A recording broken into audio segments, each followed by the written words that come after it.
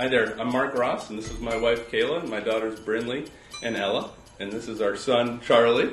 Kennybunk Savings is so happy to be sponsoring this year's virtual Prelude. Although we absolutely cannot wait to get back to celebrating Prelude in person, we have learned a lot of new ways to connect with folks this year. I'd like to thank the Kennebunkport Business Association for putting this all together and keeping the tradition alive, and I'd like to thank all of you as well for welcoming us into your homes for tonight's program. From our family to yours, we wish you a safe and happy holiday. Happy holidays! Happy holidays!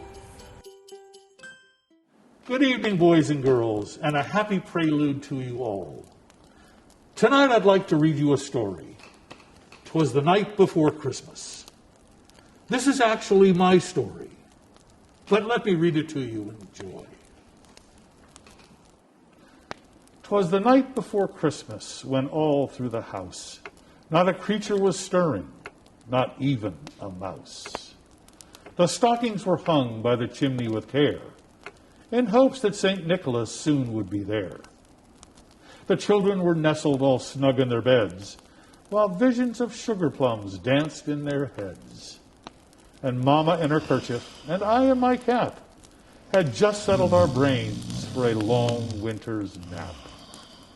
When out on the lawn there arose such a clatter, I sprang from the bed to see what was the matter. Away to the window I flew like a flash, tore open the shutters, and threw up the sash. The moon on the breast of the new-fallen snow gave the luster of midday to objects below, when what to my wondering eye should appear but a miniature sleigh and 8 tiny reindeer, with a little old driver so lively and quick, I knew in a moment it must be St. Nick. More rapid than eagles his coursers they came, and he whistled and shouted and called them by name. Now Dasher, now Dancer, now Prancer and Vixen, on Comet, on Cupid, on Donner and Blitzen.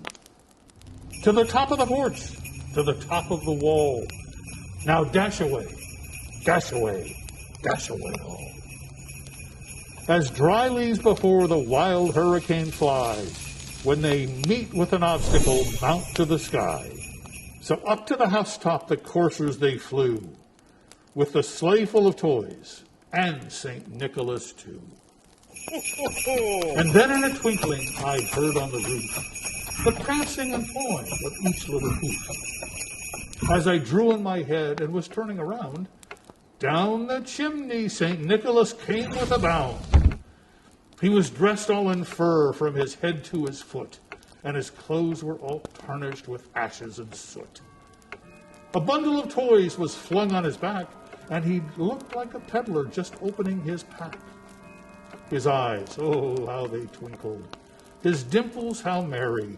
His cheeks were like roses, his nose like a cherry.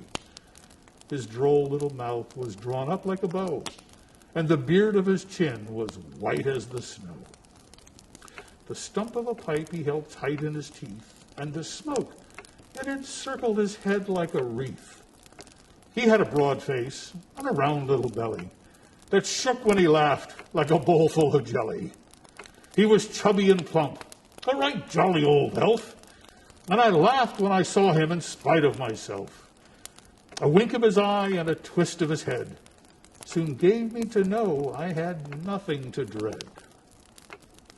He spoke not a word, but went straight to his work, and filled all the stockings, then turned with a jerk, and laying his finger aside his nose, and giving a nod, up the chimney he rode.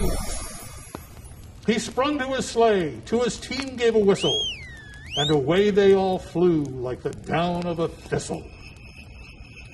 But I heard him exclaim, ere he drove out of sight, Happy Christmas to all, and to all a good night. Merry Christmas, and a Happy New Year.